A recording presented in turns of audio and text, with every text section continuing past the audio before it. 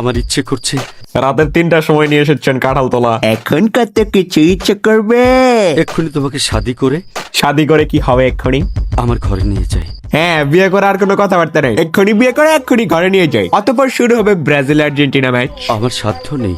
সাতটায় সাধ্য নেই তাহলে কার সাতটা দেখে প্রেম চোদাতে গিয়েছিলেন? আর সাধ্য যেহেতু নেই, সে তুই এসব বাদ দিয়ে দে, বিয়ে করতে হবে না, খেলা করতে হবে না, শেষ।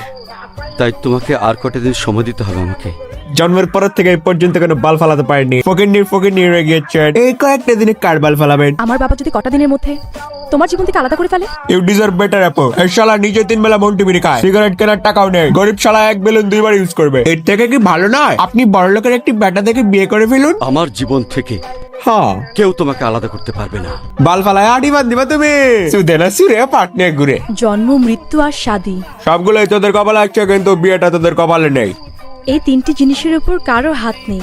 মানে বলছে জিনিসের উপর হাত রাখা কি খুবই জরুরি? হাত যেহেতু নেই, সে তো তাহলে আমার বুকে তোমাকে ঠাঁই দিয়ে হালা কি খাচ্চরের খাচ্চর কি খাসতে হালায় হালা খুশটা শুধু হালা মুইজার। আমাদের পবিত্র ভালোবাসাকে কে দিনের মতো 70 বার করে আনো কিছু দাও, ঘষাঘষি দাও, আবার বলে পবিত্র ভালোবাসা। সাগর, ওই যে দুজনের মধ্যে উত্তেজনা এসে গিয়েছে। A Bluetooth device is connected successfully.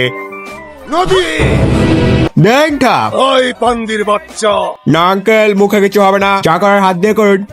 বামুন হয়ে সাদে হাত দিতে গেছস। শুধু হাতই দেয়নি আঙ্কেল, আমরা দেখেছি অনেক কিছু দিয়েছে। অনেক সময় ধরে চিপকি করছিল, ডালাডালি করছিল। ছেলেটা অশ্লীল আঙ্কেল, আপনার মেয়ের কোনো দোষ নেই। আজ তোরে আমি দুনিয়া থেকে সরাই দিব।